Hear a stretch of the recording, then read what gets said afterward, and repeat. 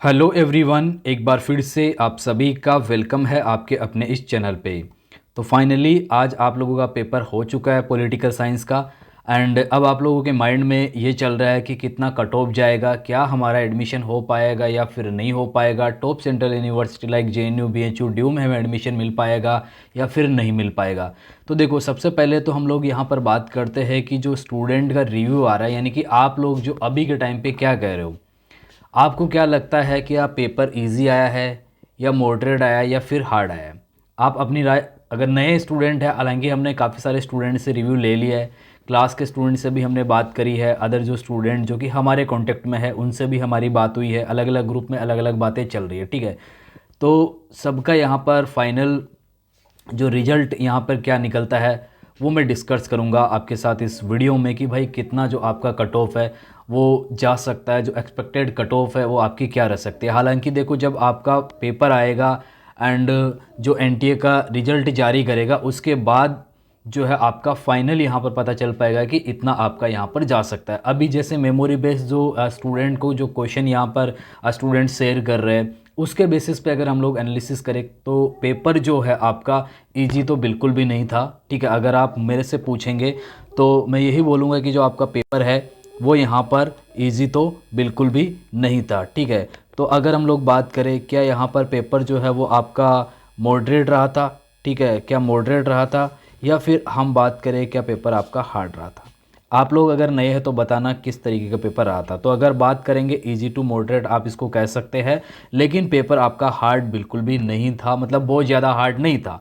अगर आपने अच्छे से स्टडी करी थी तो आप कहेंगे कि मॉडरेट पेपर जो है वो आपका यहाँ पे रहा था। इजी उतना ज़्यादा आपका इजी भी नहीं था, ठीक है। तो हम इस पेपर को, जो अभी आपका पेपर हुआ है, इसको मॉडरेट कैटेगरी के अंदर हम लोग रख सकते हैं। ओके। अब देखिए, मैंने एक पोल भी डाला था जिसके अंदर स्टूडेंट यहाँ पर बता रहे हैं कि कितना जो है वो यहाँ पर स्कोर कर पा रहे हैं, मतलब कितने क्वेश्चन जो है वो अटेम्प्ट स्टूडेंट ने करे हैं। तो यहाँ पर जो है 70 के आसपास, मतलब स्टूडेंट बोल रहे हैं कि मतलब हमने 70 क्वेश्चन भी अटेम्प्ट करे हैं।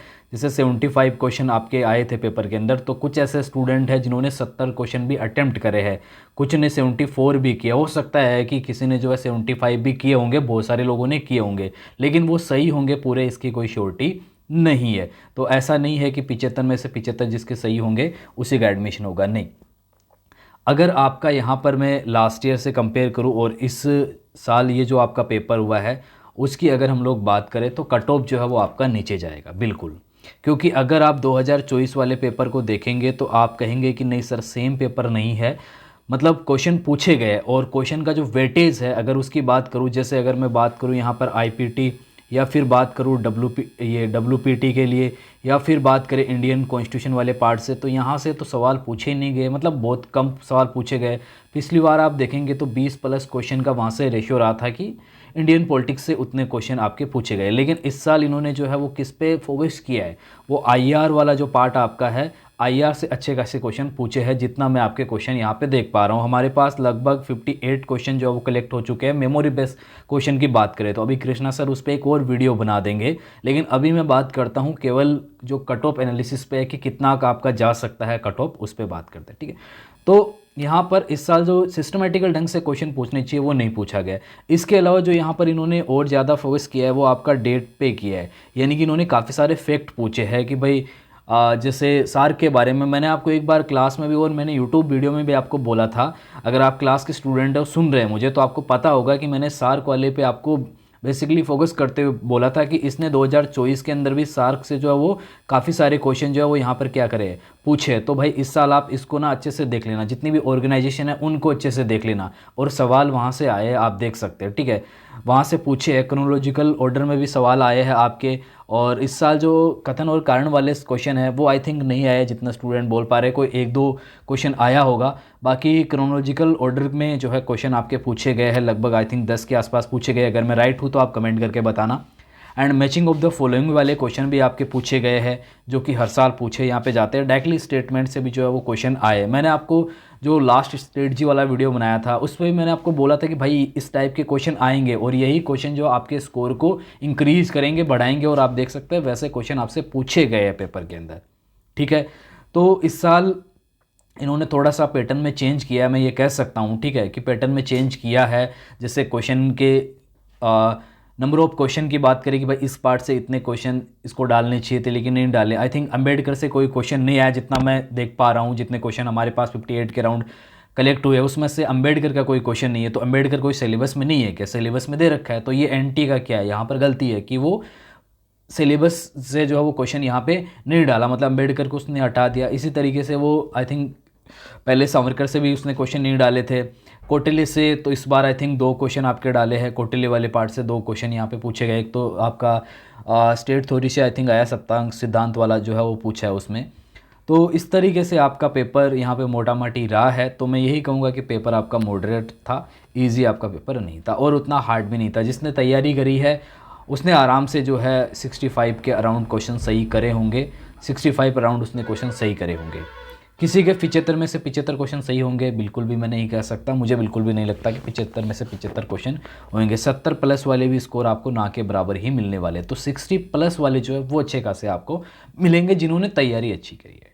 ठीक, अब बात करते हैं थोड़ा सा आपका कट ऑफ को लेके कि भाई ये मैंने पेपर का आपको बताया। अगर मैं बात करूँ यहाँ पर जेएनयू के लिए, देखो ऐसा है कि ये जो मैं आपको कट ऑफ बता रहा हूँ, अभी जो कट ऑफ बता रहा हूँ इसमें आपको आगे बदलाव देखने को मिल सकता है। क्योंकि जब आपका रिजल्ट यहाँ पे आएगा या फिर मैं बात करूँ आंसर की जब आएगी तो एक्चुअली जो मेन डेटा है वो उस समय आपका मिल पाएगा। लेकिन अभी जो ये पेपर आप लोगों ने जो क्वेश्चन शेयर कर रहे हैं और जो स्टूडेंट के रिव्यू आ रहे हैं उससे अगर मैं मोटा मोटी बात करूँ तो आपका जो कट ऑफ है वो यहाँ पर लास्ट ईयर के मुकाबले जो है वो क्या होगा, कम जाएगा। बिल्कुल आप सही सुन रहे हो, लास्ट ईयर के मुकाबले तो श्योर हूँ मैं कि कट ऑफ आपका कम जाएगा। लास्ट ईयर से ज़्यादा आपका कट ऑफ यहाँ पर नहीं जाएगा, उससे कम ही कट ऑफ जाने के चांसेस है। अगर हम बात करें जेएनयू के लिए तो अगर आप जनरल कैटेगरी के अंदर है, ठीक है, अगर आप जनरल कैटेगरी के अंदर है तो मैं यहाँ पे केवल सेफ स्कोर बताऊँगा। अभी एक्सपेक्टेड कट ऑफ जब आपका आएगा तो सेफ जो स्कोर है वो आपका यहाँ पर क्या है वो मैं बता सकता हूँ अभी आपके लिए, ठीक है।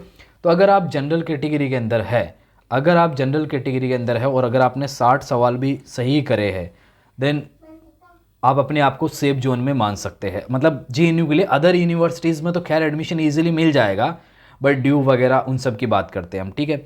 ऐसे ही अगर आप जनरल ईडब्ल्यूएस के अंदर है तो अगर आपने, ठीक है, अगर आपने 56 से 57 क्वेश्चन भी सही करे हैं तो आप सेफ जोन में है, अगर अभी की बात करें तो, ठीक है। वहीं अगर हम लोग बात करें ओबीसी कैटेगरी के अंदर तो ओबीसी वाले स्टूडेंट जो है वो अपने आप को सेफ मान सकते हैं अगर उन्होंने 58 प्लस क्वेश्चन सही करे तो 58 के अराउंड अगर उन्होंने सही करे तो वो अपने आप को सेफ जोन में मान सकते हैं। ऐसी कैटेगरी के स्टूडेंट अगर आपने यहाँ पर 53 या 54 के अराउंड जो है वो क्वेश्चन सही करे हैं तो आप सेफ जोन में माने जा सकते हैं अगर अभी की बात करें तो। एसटी कैटेगरी के अंदर अगर हम लोग बात करें तो अगर आपने 50 क्वेश्चन भी भाई सही करे हैं, 50 प्लस क्वेश्चन भी सही करे तो आप सेफ जोन में है अगर हम जेएनयू की बात करें तो। वहीं अगर आप ड्यू वगैरह की बात करेंगे तो देखो पहला कट ऑफ एक्चुअली आपका बनेगा कैसे वो मैं बताता हूँ आपको, कि जो है ज़्यादातर स्टूडेंट चाहते हैं कि वो जेएनयू जाए। ओके, अगर आप पॉलिटिकल साइंस में कहीं पे भी मतलब हमारे चैनल से जुड़े हुए हैं, कहीं और से आप जुड़े हुए होंगे तो आप लोगों ने ये चीज़ नोटिस करी होगी, मोस्टली स्टूडेंट जेएनयू जाना चाहता है। तो वो पहले क्या करेगा, यहीं पर अप्लाई करेगा। ओके, उसके बाद वो चाहेगा ड्यू, उसके बाद फिर जो है वो बीएचयू को सिलेक्ट करेगा। क्योंकि दिल्ली में जाओगे तो वहाँ पे आपको अच्छी खासी कोचिंग वगैरह मतलब आपको सारी फैसिलिटी मिल जाएगी आगे की आपकी स्टडी के लिए। तो पहली चॉइस जो है स्टूडेंट की जेएनयू होती है। तो अगर जब तक जेएनयू का कट ऑफ नहीं आता है, सपोज कि जैसे जेएनयू का कट ऑफ जो है वो ड्यू के बाद में आएगा या फिर बीएचयू के बाद में आएगा, तो जो ये ड्यू और बीएचयू है इनका कट ऑफ आपको हाई देखने को मिलेगा।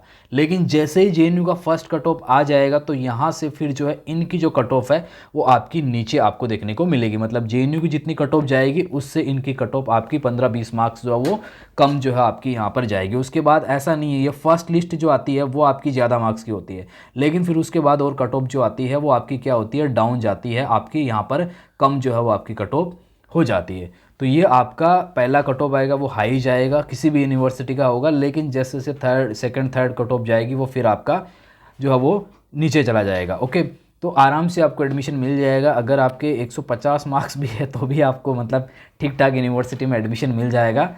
ये पहला जो आपका कट ऑफ आएगा ना, उस समय मतलब बहुत ज़्यादा फ्रेशर रहता है कि यार हुआ नहीं हुआ, इतना कट ऑफ गया। लेकिन जो स्टूडेंट लास्ट तक एक्टिव रहता है ना, उसको अच्छी यूनिवर्सिटी में एडमिशन मिल जाता है, ये मेरा एक्सपीरियंस कह रहा है।